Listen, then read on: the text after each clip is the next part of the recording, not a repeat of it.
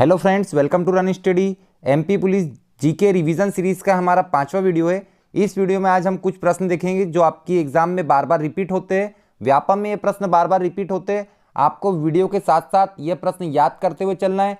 इसमें कुछ ऐसे प्रश्न आएंगे जो आपने कभी नहीं देखे होंगे, लेकिन व्यापम में वो रिपीट होते हैं, तो आपको उन पर ज़्यादा फोकस करना है। ठीक है, कुछ प्रश्न ऐसे आएंगे जो आपको 100% बनते हैं, आपका रिवीजन होगा, और जो प्रश्न आपको नहीं आता है आपको यहीं पर याद करना है। ठीक है, यदि आपको वीडियो अच्छा लगता है तो वीडियो को आप लाइक कर सकते हैं। चैनल पर पहली बार है, इसी प्रकार के वीडियो आगे देखना चाहते हैं तो चैनल को सब्सक्राइब कर सकते हैं। तो आइए वीडियो स्टार्ट करते हैं। पहला प्रश्न है, सतखंडा महल मध्य प्रदेश के किस जिले में? तो सतखंडा महल कहां पर है मध्य प्रदेश में? यदि आपको पता है तो जल्दी से कमेंट कर दो। वीडियो के साथ साथ आपको कमेंट करना है तो आपका रिवीजन हो जाएगा। तो सतखंडा महल मध्य प्रदेश के किस जिले में? तो सतखंडा महल जो है ये है दतिया में। कहां पर है सतखंडा? ये दतिया में। तो आपको ध्यान रखना है सतखंडा कहां पर है? दतिया में। एक और होता है नौखंडा। ठीक है, एक और क्या है? नौखंडा। तो नौखंडा कहां पर है? तो चंदेरी में। तो नौखंडा चंदेरी में और सतखंडा कहां पर है? दतिया में। यहां पर दोनों में खंडा आ रहा तो आपको यहां पे ठंडा नहीं होना है। ठीक है ना। तो सतखंडा कहां पर है? दतिया में। और नौखंडा कहां पर है? चंदेरी में। तो देखो इन दोनों में कंफ्यूजन हो सकता है अपने को, तो आपको क्या करना है, यहाँ पे नच याद रखना है। न से नौखंडा और च से चंदेरी। ठीक है, बाकी तो आपको याद हो जाएगा सतखंडा दतिया में। तो नच याद कर लोगे तो नौखंडा कहां पे? चंदेरी में। ठीक है, बढ़ते आगे। तो सतखंडा महल कहां पर है? दतिया में। बढ़ते आगे, मध्य प्रदेश के कौन से नगर में वन प्रबंधन संस्थान स्थित है? बड़ा कॉमन प्रश्न है, कई बार एग्जाम में पूछा जाता है, आपको पता होगा, अभी तक आपने कमेंट कर दिया होगा।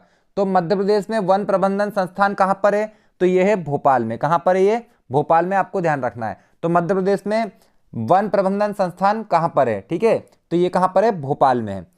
अगला प्रश्न है, मध्य प्रदेश का कौन सा जिला अफीम एल्कलॉइड बनाने के लिए प्रसिद्ध है? तो आपको ध्यान रखना है अफीम एल्कलॉइड के लिए कौन सा जिला प्रसिद्ध है? तो नीमच प्रसिद्ध है। आपको ये चीज ध्यान रखना है, मंसूर उत्तर नहीं लगाना है। अफीम एल्कलॉइड बनाने की फैक्ट्री के बारे में पूछ रहा है तो आपको बताना नीमच में। ठीक है, ये भारत में दो ही जगह है अफीम एल्कोलाइड की फैक्ट्री। कहां कहां पर है? एक तो हमारे नीमच में है और दूसरा गाजीपुर उत्तर प्रदेश में। तो ये भी पूछते हैं कि नीमच के अलावा कहां पर है? तो गाजीपुर उत्तर प्रदेश में। तो आपको ध्यान रखना है अफीम एल्कोलाइड बनाने की फैक्ट्री कहां पर है? तो मध्य प्रदेश में नीमच में है, और दूसरी कहां पर है? तो गाजीपुर यूपी में।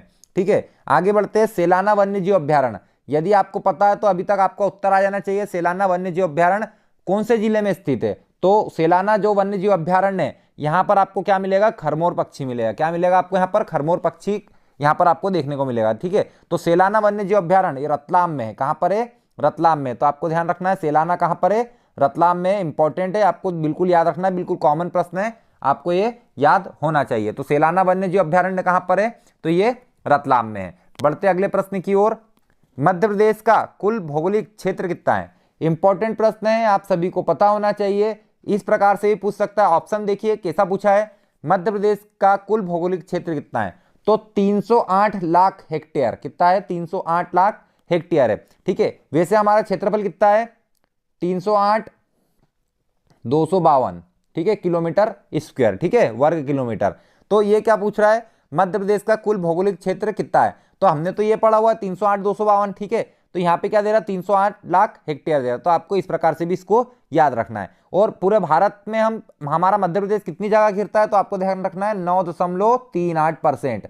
हमारा मध्य प्रदेश पूरे भारत में कितनी जगह घिरता है? तो 9.38% हमारा मध्य प्रदेश पूरे भारत की जगह घेरता है। ठीक है, आपको ध्यान रखना है।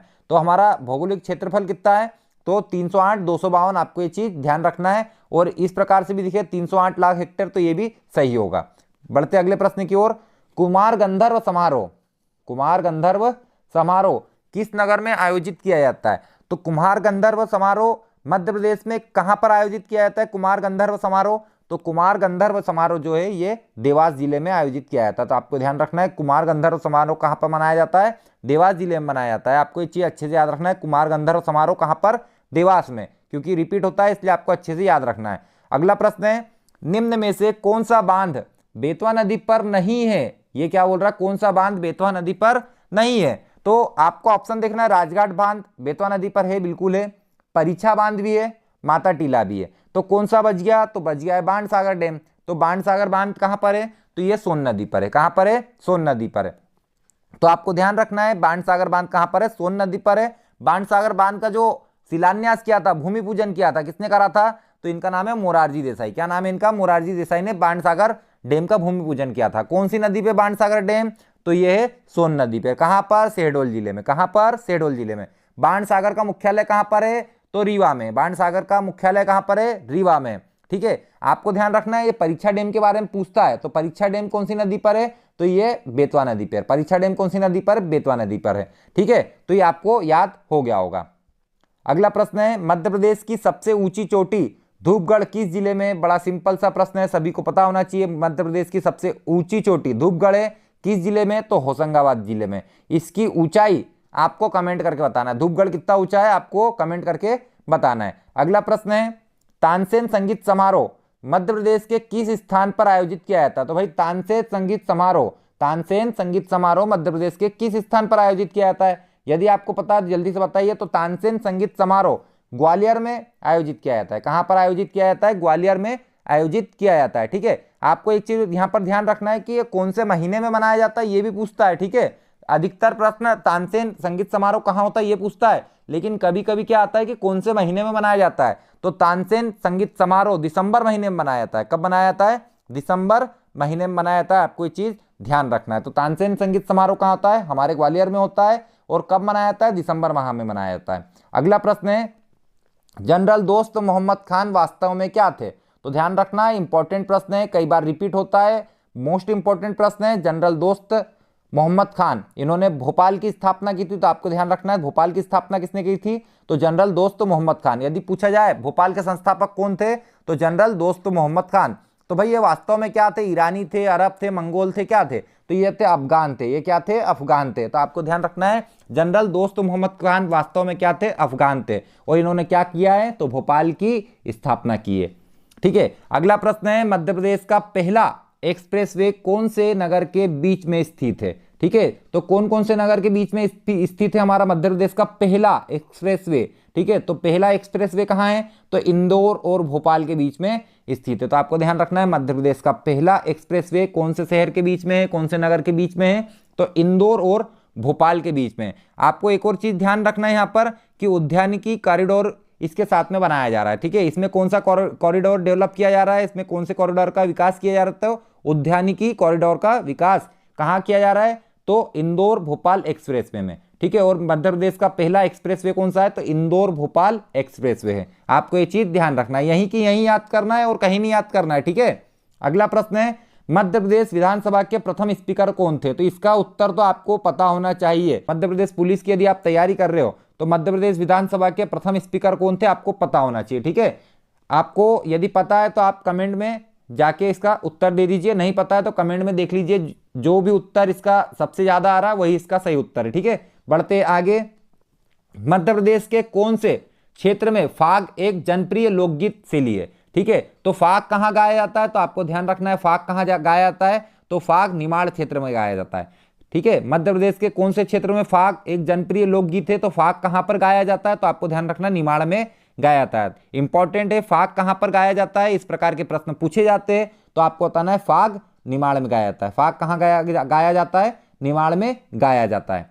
अगला प्रश्न है, पीली क्रांति। ठीक है, इस प्रकार की क्रांतियां पूछी जाती है, तो पीली क्रांति का क्या अर्थ है? पीली क्रांति का अर्थ क्या है? तो तिलहन उत्पादन में वृद्धि। तिलहन उत्पादन में वृद्धि। आपके कितने सही हो रहे हैं आपको कमेंट में बताना है। ठीक है, टोटल 43 प्रश्न है, 43 प्रश्न है, आपके कितने सही हो रहे हैं आपको कमेंट में बताना है। कितने नहीं बने वो आपको गिन लेना है, बाकी आप बता देना कितने आपसे बन गए। ठीक है, तो पीली क्रांति का अर्थ क्या है? तो तिलहन उत्पादन। ठीक है, दूध उत्पादन मतलब श्वेत क्रांति, आपको पता होना चाहिए। मछली उत्पादन मतलब नीली क्रांति, ये भी आपको पता होना चाहिए। तो पीली क्रांति मतलब तिलहन उत्पादन में वृद्धि, श्वेत मतलब दूध उत्पादन में वृद्धि, नीली मतलब मछली उत्पादन में वृद्धि। ये आपको चीज ध्यान रखना है। अगला प्रश्न है,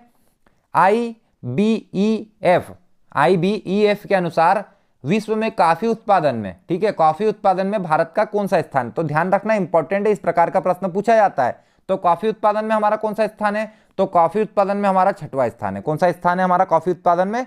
6वां स्थान है। तो आपको ध्यान रखना है, भारत का कॉफी उत्पादन में कौन सा स्थान है? तो 6वां स्थान है। ये इंपॉर्टेंट प्रश्न है। ठीक है, और पहला स्थान किसका है? तो ब्राजील का है। किसका है? ब्राजील का है। ठीक, अगले प्रश्न की ओर बढ़ते हैं। भारतीय संविधान में पंचवर्षीय योजना की अवधारणा किस देश से ली गई है? तो भैया पंचवर्षीय योजना होना चाहिए, हमने कौन से देश से लेके आए? तो भारतीय संविधान में पंचवर्षीय योजना की अवधारणा हमने किस देश से ली है? तो ये सोवियत रूस से लिए। इंपॉर्टेंट प्रश्न है, आपको ये चीज याद रखना है, ठीक है। एग्जाम में यदि पूछा जाए तो आपको बताना है कि भारतीय संविधान में पंचवर्षीय योजना की अवधारणा कौन से देश से ली गई है?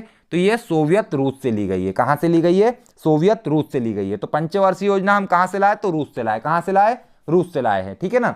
बढ़ते आगे, कौन सी पंचवर्षीय योजना के अंतर्गत भारत में दुर्गापुर इस्पात संयंत्र स्थापित किया गया था? तो ध्यान रखना, जितने भी स्टील प्लांट है ये कब स्थापित किए गए थे? तो ये दूसरी पंचवर्षीय योजना में स्थापित किए गए थे। जो जितने भी ये उद्योग है, बड़े बड़े स्टील प्लांट है, ठीक है, तो ये कौन सी पंचवर्षीय योजना में स्थापित किए गए थे? तो ये दूसरी पंचवर्षीय योजना में लगाए गए थे। तो दूसरी पंचवर्षीय योजना का जो समय था वो क्या था? तो 1956 से लेके 1961 तक, ठीक है। पंचवर्षीय योजना मतलब 5 साल में एक बार बनती है, ठीक है ना, और 5 साल तक चलती है। तो पहली बनी थी कब? 1951 में। पहली कब बनी थी? 1951 में, 1956 तक चली। दूसरी बनी 1956 में, 1961 तक चली।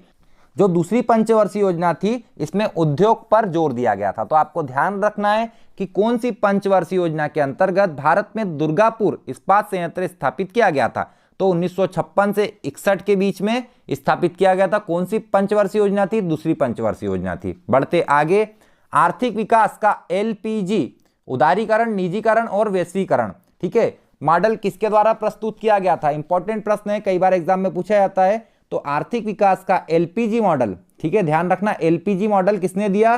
तो डॉक्टर मनमोहन सिंह ने दिया। एलपीजी मॉडल किसने दिया? डॉक्टर मनमोहन सिंह ने दिया। तो आर्थिक विकास का जो एलपीजी मॉडल यदि आपको पूछे किसने दिया है, तो ये मनमोहन सिंह ने दिया है, ठीक है। आपको ये चीज ध्यान रखना है, किसने दिया एलपीजी मॉडल?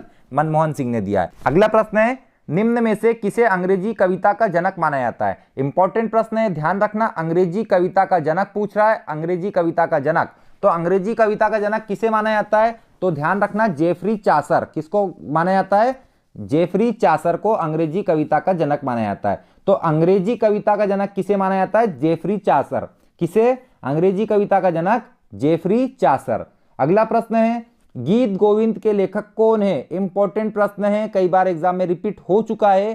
गीत गोविंद पुस्तक के लेखक कौन है? तो भैया गीत गोविंद जो है इसके लेखक है जयदेव, और ये सेन वंश के राज में रहते थे। आपको ध्यान रखना है, ठीक है। इतना नहीं भी ध्यान रखोगे चलेगा, लेकिन गीत गोविंद के आपको रचयिता, गीत गोविंद पुस्तक के लेखक आपको पता होना चाहिए। इनका नाम है जयदेव। क्या नाम है इनका? जयदेव नाम है। गीत गोविंद जयदेव, बोल के देख लो, यहीं पर याद होगा।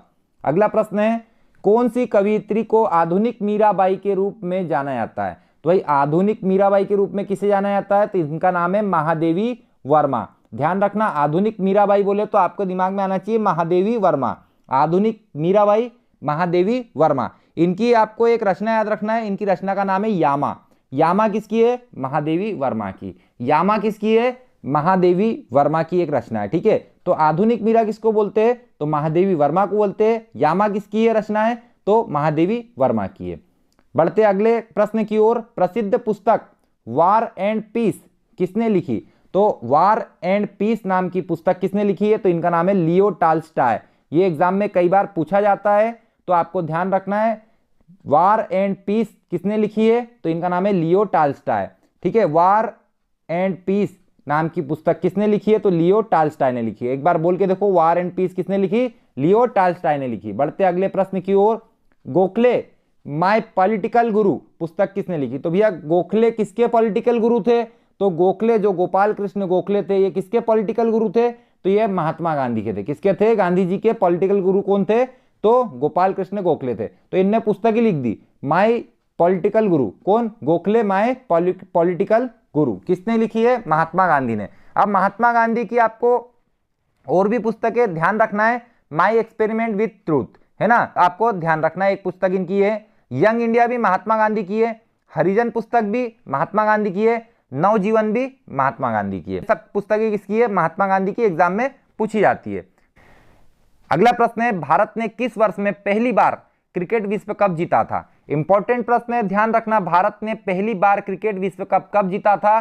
तो 1983 में जीता था। कब जीता था? 1983 में भारत ने पहली बार क्रिकेट विश्व कप को जीता था। तो आपको ध्यान रखना है, भारत ने पहली बार क्रिकेट विश्व कप कब जीता था? तो 1983 में जीता था। किसको हराया था?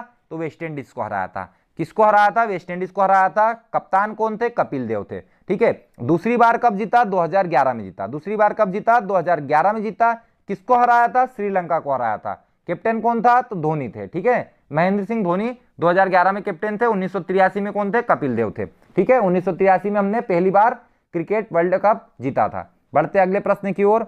ध्यानचंद ट्रॉफी किस खेल से संबंधित है? बड़ा सिंपल सा प्रश्न है, कई बार एग्जाम में पूछा जाता है और आपको पता होना चाहिए। तो ध्यानचंद ट्रॉफी किस खेल से संबंधित है? तो हॉकी से संबंधित है। ध्यानचंद ट्रॉफी किससे संबंधित है? हॉकी से संबंधित है। बढ़ते अगले प्रश्न की ओर। रूस का राष्ट्रीय खेल क्या है? ठीक है, भारत का तो सबको पता है, लेकिन रूस का भी आपको पता होना चाहिए। रूस का राष्ट्रीय खेल क्या है? व्यापम में पूछा है तो रिपीट भी आगे हो सकता है। तो रूस का राष्ट्रीय खेल है शतरंज। क्या है? शतरंज। रूस का राष्ट्रीय खेल क्या है? शतरंज है। ठीक है, आपको ध्यान रखना है, चेस रूस का राष्ट्रीय खेल है। तो रूस का राष्ट्रीय खेल क्या है? तो शतरंज है। बढ़ते अगले प्रश्न की ओर। भारत ने किस वर्ष में पहली बार हॉकी विश्व कप जीता था? तो भारत ने पहली बार हॉकी विश्व कप कब जीता था? आपको यह भी ध्यान रखना है। तो पहली बार हॉकी विश्व कप भारत ने 1975 में जीता था। कब जीता था? 1975 में जीता था। आपको ये चीज ध्यान रखना है। तो भारत ने पहली बार हॉकी विश्व कप कब जीता? 1975 में जीता है। जो प्रश्न आपको याद करवाना है उस पर मैं ज्यादा जोर दे रहा हूं, जो हल्के प्रश्न है वहां पर जल्दी से आगे बढ़ जा रहा हूं। ठीक है, तो भारत ने किस वर्ष में पहली बार हॉकी विश्व कप जीता था? तो 1975 में जीता था। बढ़ते अगले प्रश्न की ओर। बास्केटबॉल खेल का आविष्कार किसने किया? बास्केटबॉल खेल जो होता है इसका आविष्कार किसने किया? तो बास्केटबॉल खेल का आविष्कार जेम्स ने स्मिथ ने कराया। किसने कराया? जेम्स ने स्मिथ। जेम्स ने स्मिथ ने बास्केटबॉल खेल का आविष्कार किया है। तो आपको ध्यान रखना है, जेम्स ने स्मिथ ने बास्केटबॉल खेल का आविष्कार किया है। बढ़ते अगले प्रश्न की ओर। किस राज्य में पोलावरम परियोजना का निर्माण किया जा रहा है? इंपॉर्टेंट प्रश्न है। पोलावरम परियोजना कहां पर? तो पोलावरम आपको तमिलनाडु नहीं लगाना है। ठीक है, आपको तमिलनाडु नहीं लगाना है। पोलावरम यहां भी दिखे आपको तो आंध्र प्रदेश तरफ मुड़ जाना है आपको। तो पोलावरम परियोजना का निर्माण कहां पर हो रहा है? तो आंध्र प्रदेश में हो रहा है। पोलावरम परियोजना कहां पर? आंध्र प्रदेश में। पोलावरम कहां पर? आंध्र प्रदेश में। ठीक है, पोलावरम कहां पर? आंध्र प्रदेश में। आपको ये चीज ध्यान रखना है। अगला प्रश्न है, तेलंगाना राज्य का गठन कब हुआ? तो आपको ये कमेंट करके बताना है, तेलंगाना राज्य का गठन कब हुआ है? आपको कमेंट करके बताना है। अगले प्रश्न की ओर बढ़ते हैं। निम्नलिखित में से किस MS धोनी अनटोल्ड बायोपिक में धोनी के पिता की भूमिका निभाई? तो किसने धोनी के पिता की भूमिका निभाई थी? तो आपको बताना है, अनुपम खेर ने। ठीक है, जो MS धोनी की जो एक बायोपिक आई थी, MS Dhoni the untold story, तो इसमें धोनी के पिता की भूमिका किसने निभाई थी? तो अनुपम खेर ने निभाई थी। बढ़ते आगे। दिल्ली और जयपुर के जंतर मंतर किसने बनवाए थे? इंपॉर्टेंट प्रश्न है, ध्यान रखना। दिल्ली और जयपुर के जंतर मंतर किसने बनवाए थे? तो सवाई जय सिंह ने बनाए थे। किसने बनाए थे? सवाई जय सिंह ने बनाए थे। सिंपल प्रश्न है, आपको पता होना चाहिए। बढ़ते अगले प्रश्न की ओर। भारत में खजुराहो मंदिर कहाँ स्थित है? भारत में खजुराहो मंदिर कहाँ पर स्थित है? तो आपको पता होना चाहिए, खजुराहो मंदिर कहाँ पर? हमारे मध्य प्रदेश में। कौन से वंश से संबंधित है? तो चंदेल वंश से संबंधित है। कौन से वंश से? चंदेल वंश से संबंधित है। बढ़ते अगले प्रश्न की ओर। भारत में जोधपुर का किला किसने बनवाया? इंपॉर्टेंट है, ध्यान रखना है। भारत में जोधपुर का किला किसने बनाया? तो राव जोधा जी ने बनाया। किसने बनाया? राव जोधा जी ने बनाया। ठीक है, सिंपल प्रश्न है, इसीलिए एक एक बार इस पे पढ़ रहा हूं मैं, एक बार पढ़ रहा हूं, इस पे ज्यादा जोर नहीं दे रहा हूं। ठीक है, तो भारत में जोधपुर का किला किसने बनवाया था? तो राव जोधा जी ने बनवाया था। अगला प्रश्न है, राष्ट्रीय महिला आयोग अधिनियम, राष्ट्रीय महिला आयोग अधिनियम किस वर्ष पारित हुआ? तो 1990 में हुआ। अधिनियम की बात कर रहा हूं। राष्ट्रीय महिला आयोग अधिनियम किस वर्ष पारित हुआ? 1990 में पारित हुआ। और यदि पूछे राष्ट्रीय महिला आयोग कब बना? तो 1992 में बना। ठीक है, दोनों में अंतर है। अधिनियम कब पारित हुआ राष्ट्रीय महिला आयोग के लिए? तो 1990 में हुआ था। और राष्ट्रीय महिला आयोग के लिए जो राष्ट्रीय महिला आयोग है ये बना कब था? तो आपको बताना 1992 में बना था, 92 में बना था। ठीक है, आपको ये समझ में आया होगा। अगले प्रश्न की ओर बढ़ते हैं। भारत में कितने जनजातीय अनुसंधान संस्थानों की स्थापना की गई है? इंपॉर्टेंट प्रश्न है, यदि एग्जाम में आता है तो गलत होने के इसके चांस बनते हैं। ठीक है, तो गलत नहीं करना है, यहीं पर ध्यान रखना है। जनजातीय अनुसंधान संस्थान कितने हैं भारत में? तो तो ध्यान रखना 14 है। टोटल कितने हैं जनजातीय अनुसंधान संस्थान, कितने? 14 है। ठीक है, आपको ये चीज ध्यान रखना है। अगला प्रश्न है, किस पंचवर्षीय योजना को महालनोबिस योजना भी कहते हैं? तो इंपॉर्टेंट प्रश्न है, आपको ध्यान रखना है। पीसी महालनोबिस योजना किसको बोलते हैं? कौन सी पंचवर्षीय योजना को महालनोबिस पंचवर्षीय योजना बोलते हैं? तो आपको ध्यान रखना है, महालनोबिस योजना किसको बोलते हैं? तो ये दूसरी पंचवर्षीय योजना को कहा जाता है। किसको कहा जाता है? दूसरी पंचवर्षीय योजना को महालनोबिस योजना कहते हैं। तो आपको ध्यान रखना है, दूसरी पंचवर्षीय योजना को क्या कहा जाता है? महालनोबिस योजना कहा जाता है। ठीक है, दूसरी पंचवर्षीय योजना का कार्यकाल क्या था? तो 1956 से लेके 1961, और इसमें किस पे जोर दिया गया था? उद्योग पर दिया गया था। तो आपको ये चीज ध्यान रखना है। अगला प्रश्न है, कौन सी पंचवर्षीय योजना हेराल्ड डोमर मॉडल पर आधारित थी? ध्यान रखना, ये पूछे जाते हैं पंचवर्षीय योजना के प्रश्न अधिकतर आते हैं एग्जाम में, क्योंकि ये अर्थशास्त्र से संबंधित प्रश्न है। तो कौन सी पंचवर्षीय योजना हेराल्ड डोमर मॉडल पर आधारित थी? तो इसका नाम है पहली पंचवर्षीय योजना। कौन सी पहली पंचवर्षीय योजना थी? ये हेराल्ड डोमर के मॉडल पर आधारित थी। आपको ये चीज ध्यान रखना है, और इसमें कृषि के ऊपर जोर दिया गया था। तो पहली पंचवर्षीय योजना में किसके ऊपर जोर दिया था? तो कृषि के ऊपर जोर दिया था। किसके ऊपर आधारित थी? तो हेराल्ड डोमर के मॉडल के ऊपर आधारित थी। आपको ध्यान रखना है। अगला प्रश्न है, भारत में योजना अवकाश की अवधि थी? इंपॉर्टेंट है, ध्यान रखना। भारत में जो योजना अवकाश की अवधि क्या थी? तो 1966 से 1969। ठीक है, 66 से 1969 तक थी। तो आपको ध्यान रखना है, भारत में योजना अवकाश की अवधि क्या थी? तो 1966 से लेकर 1969 तक थी। ठीक है, अगले प्रश्न की ओर बढ़ते हैं। कौन सी पंचवर्षीय योजना में तीव्र औद्योगिकरण पर ध्यान दिया गया था? ठीक है, कौन सी पंचवर्षीय योजना तीव्र औद्योगिकरण पर केंद्रित थी? तो मैंने आपको बताया था उद्योग में कौन सी पंचवर्षीय योजना पर जोर दिया गया था? तो दूसरी पंचवर्षीय योजना। और ये किसके ऊपर आधारित थी? इसको क्या बोलते थे? तो महालनोबिस योजना भी बोलते थे। ठीक है, 56 से लेके 61 तक। अगले प्रश्न की ओर बढ़ते, भारत की एकमात्र महिला मुख्य निर्वाचन आयुक्त, इंपॉर्टेंट है, ध्यान रखना। भारत की एकमात्र महिला मुख्य निर्वाचन आयुक्त, एकमात्र भारत की महिला मुख्य निर्वाचन आयुक्त का नाम क्या है? तो इनका नाम है रमा देवी। क्या नाम है इनका? रमा देवी। तो भारत की एकमात्र महिला मुख्य निर्वाचन आयुक्त का नाम क्या है? तो रमा देवी है। ये कब बनी थी? 1990 में बनी थी। आपको ये चीज ध्यान रखना है। अगले प्रश्न की ओर बढ़ते हैं, राष्ट्रपति किसकी सलाह पर राज्यपाल की नियुक्ति करते हैं? तो ध्यान रखना, राष्ट्रपति को कौन बोलता है कि भैया राज्यपाल इनको बना दो? तो ये बोलते हैं भारत के प्रधानमंत्री। तो राष्ट्रपति किसकी सलाह पर राज्यपाल की नियुक्ति करते हैं? तो प्रधानमंत्री की सलाह पर राज्यपाल की नियुक्ति करते हैं। कौन? राष्ट्रपति। तो अगले प्रश्न की ओर बढ़ते हैं, WHO का पूरा नाम क्या है? तो विश्व स्वास्थ्य संगठन। ठीक है, वर्ल्ड हेल्थ ऑर्गेनाइजेशन WHO का नाम है। तो आपको ये चीज ध्यान रखना चाहिए। तो आज के वीडियो में इतने ही प्रश्न। नेक्स्ट वीडियो में फिर आपके लिए कुछ प्रश्न लेके आऊंगा जो एग्जाम के लिए आपकी काफी इंपॉर्टेंट होने वाले हैं। यदि आपको वीडियो अच्छा लगा है तो वीडियो को लाइक कर देना, चैनल पर नए तो चैनल को सब्सक्राइब कर लेना। वीडियो देखने के लिए आपका धन्यवाद। जय हिंद।